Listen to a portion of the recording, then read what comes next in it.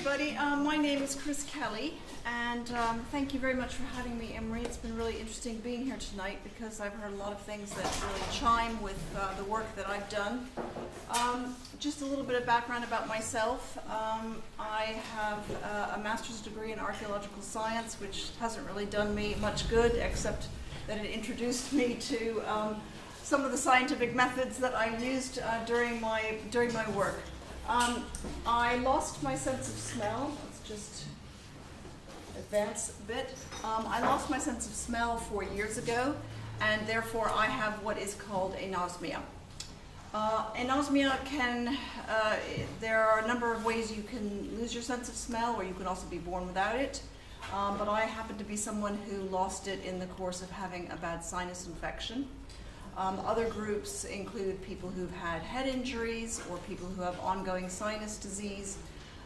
There are also people who have smell loss with with a sort of unknown etiology, and so those are the idiopathic cases.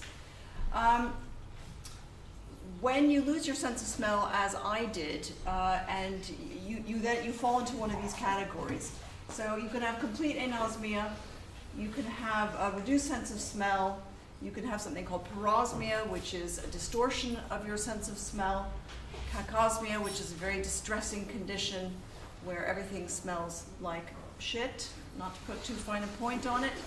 And then there's something called phantosmia, where you smell things that are not there. The sense of smell, of course, is very much a neglected sense, as Emery pointed out. If you are smell disabled, no one really knows about it, and it is just now, awareness is now just being raised about anosmia, so it hasn't yet received the attention that vision impairment and hearing impairment have. I made this cartoon for my ENT surgeon because the problems that can be caused by losing your sense of smell can be huge. About half of respondents to a survey at Fifth Sense, which is now the charity for people who have smell disorders, found that half of the people who responded experienced depression, feelings of isolation, aggression, trouble in their relationships, and so on. So what often happens is that losing your sense of smell blossoms into an enormous problem that just takes over your whole life. Right, now we come to the jelly beans. The jelly beans are here to help you understand the difference between taste and smell. There's a lot of confusion about this. You taste with your tongue, and though you have salt, sweet, sour, bitter, and umami on your tongue. And those are water soluble. What you have, you smell with the olfactory epithelium that's in your nose, deep inside your nose, and when you put something in your mouth, the combination of those two things gives rise to flavor. So what I'd like you to do right now is to plug your nose, put a jelly bean in your mouth, and keep holding your nose, and what you'll find is that you'll experience sweetness, and you might experience some tartness as well. And then let your nose go, and you should be experiencing a burst of flavor. And that gives you an idea of what life is like when you have no sense of smell. So you can experience the sweet and maybe the tart, or a little bit salty if you've got one of the popcorn flavored ones, but so that's just a demonstration. Losing your sense of smell is extremely alienating, and when people ask you what it's like, it's always very difficult to describe. We have lots of ways of describing visuals, lots of ways of describing sounds, but smells seem to defy description. There are a couple of communities in Borneo, I understand, who have a better vocabulary for describing smell, but really we don't in the West have a very good vocabulary to describe it. And when you lose it, it becomes such a difficult thing to describe to other people, and it leads to this feeling of isolation, which I've drawn here. That's me floating in space, away from all of my loved ones. As I said, it's disengaging, it's very alienating, and it is extremely strange. I always say to people, when you want to imagine what life is like without smell, don't just think about plugging your nose, but imagine what life would be like without a sense of touch. The sense of smell is very closely related to the sense of touch. It is evolutionarily older than, those two are evolutionarily older than sound, than hearing and vision.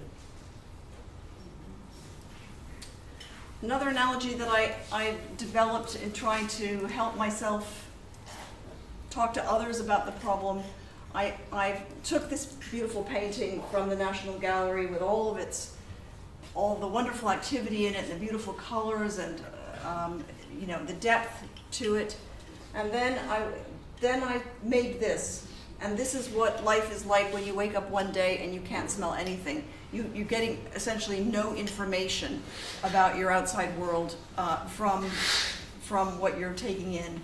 And so I've got, you can't even see it, but the image is underlying this, and I've just taken tiny squares and I've grayed them down. So that's total anosmia. And then in my case, the nerves in my nose did start to regrow, but as happens very often when you have that happen, things are a bit jumbled, and so all the smells that you perceive are distorted, and that is called parosmia. And what I've done here is I've distorted the colors to help you understand how you still have very little information, but the information that you're getting is very distorted. And this is a little bit further on if you're lucky. I'm not one of those lucky people, but if you're lucky enough that you do regain your sense of smell, your next step will look a little bit like this. So things start to smell the way they should smell, but you're still not getting very much information. To illustrate this problem of having some information but still not being able to make sense of it, still not being able to use that information to interpret your environment, I've taken this famous poem here, and I've taken out almost all the letters except for the spaces, and I've left in the Y, the V, and the Z. And you can see that in that case, to remove all that information, there's no value to what you're looking at. But on the far right, even with a lot of letters in there, there's still no meaning. And that is what happens with people like me who are parosmic and hyposmic. We do have some return of our sense of smell, but it's really not enough to get information, to get all the information that we need to have a good quality of life. And wait, I'll get on to, yeah, okay. Now, so there I was just desperate about losing my sense of smell. I had been prescribed something called smell training by my ear, nose, and throat surgeon in Norwich, Carl Philpott, who's very well known in the field of anosmia. And time went on, and I decided that, so I was doing the smell training, and I thought that I was recommended by Duncan Boak to take a perfumery course, which sounded a bit odd, but I did it anyway. And it was a wonderful experience for me because it taught me to use to take the restricted access that I had to my smellscape and train it up the way a perfumer trains up their nose to become a good perfumer. And to do that, you have you go through all sorts of exercises, learning vocabulary, talking about the depths. I mean, the pitch, as you said, Michael, we were talking about the pitch of how you can use these things that are cross-modal that helped for me to make sense of what I was able to distinguish in terms of smell. And we did a watercolor exercise, and we were smelling perfumes naturally, not things that there are, of course, many other things in our smellscapes that are important, and it's not just about fragrance. And in my own smell training and in the work that I do, with other anosmics, I'm very important to work with what I call life smells, including malodors and all aspects of smells that are in our environment. And what this did for me was help me unscramble the kind of olfactory white noise that had become my smell world. So imagine if you take your meal and you put it in a food processor and you whiz it up, then what you have is a sort of brown gunk. And that was all that I could get. That was all the information I was getting from the outside. But having spent 1 week of really rigorous smell training in this perfume course, I found that it was like running that food processor backward, and I was able to pick out individual strands of smell. And that came as a complete revelation to me. I was absolutely amazed that it happened so quickly. And I would say that this is, and I've spoken to a couple of neuroscientists about it who feel that the brain can begin to reorganize that quickly, but I also think that there's just a certain awareness that was raised in me to be able to drill down into a smell and find more meaning in it. I have shamelessly borrowed from Daniel Kahneman, who wrote this book called Thinking Fast and Slow, which has nothing to do with the senses, is really about risk. But the basic concept, which is that you've got a fast system and a slow system, where the fast system is instinctive and emotional, and the slow system is deliberate and just more considered. Now, when you smell something, you know immediately if it's a good smell or a bad smell. You know immediately whether it's the smell of your grandmother's kitchen, or the smell of your own home, or the smell of a frying pan burning, or diesel fumes. That happens because when you smell so quickly, the smells pass through fewer synapses than visual and audio and material. So smelling the normal way is very fast. I smell slowly. When I smell something, I actually have to think about whether or not it's a good smell or a bad smell. I have to really engage with it, and so it's for me, smelling is different, and I think if you asked any other anosmic, they would agree.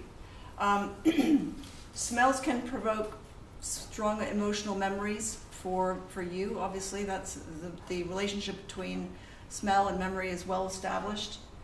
And for me, because everything is distorted, I've lost all those old links, but I have found that I can form new ones. So I've had a couple of really big emotional moments in my life since I lost my sense of smell, and those moments are fixed in time by the things that I was smelling then, even though they're distorted. So that's become possible for me again. As I mentioned, good or bad, and then I have to think about that. And then this one on the bottom, you're probably not aware of this, but a lot of the soothing, if you need to soothe yourself, if you are upset or you've got to soothe a child, or you very often do that with olfactory messages. So it's the cup of tea, the bubble bath, the smell of mother, all those things are olfactory. And when you lose that, of course, you don't have that option available to you. A famous study, this is really old now, a German scientist, took a rabbit, closed off one nostril, let it live for a certain period of time, then killed it, looked at the olfactory bulb. You've got the two olfactory bulbs up there, and as you can see, the one with the closed nostril is much smaller. I've been into an MRI scanner as part of a study, and they've looked at my olfactory bulb, and it's shrunk to about 20%. I'm actually lucky. I mean, it could have shrunk down to about 5%. But what that demonstrates is that during the period in which once you've had the insult and your olfactory bulb stops receiving information, olfactory messages, the bulb begins to wither. So it's a bit like if you have a massive car accident and you find yourself in a position that you can't walk or you need massive physiotherapy. If you are not using your muscles, they will wither, and you need physiotherapy in order to make yourself get yourself back on your feet. And so in my case, I began stimulating my olfactory apparatus by smell training all the time and by making that a habit. And I believe that I've been able to derive much more information about my environment through smell training. This is now, they're about to publish an article where they have measured the olfactory bulbs of people who have lost their sense of smell after a virus, and they are also finding that patients who undergo smell training for a period of 12 weeks as well as 54 weeks, they've done 2 groups, that they have experienced an increase in the size of the olfactory bulb. Are we running out of time, Emery? No? Okay.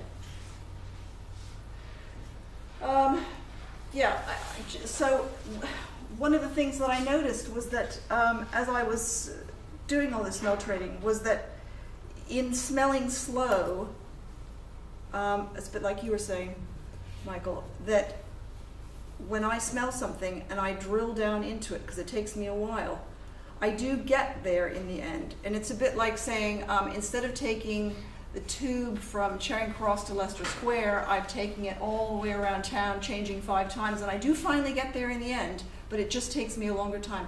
I can smell things, but I just don't smell them the same way anymore. And I can't quite describe how or why that's happened, but I think more research is coming online all the time that is going to support this. So just a couple of things now. I've given you the jelly bean. We've done the jelly bean experiment. I've got a couple of other things there to demonstrate smell training, which I would discuss maybe next time I come back. But there are a couple of ones. We've got the out of context smell. I don't know if, it's very difficult to identify smells out of context. And I've just put this up here as a visual. I'm sure you're all familiar with that one.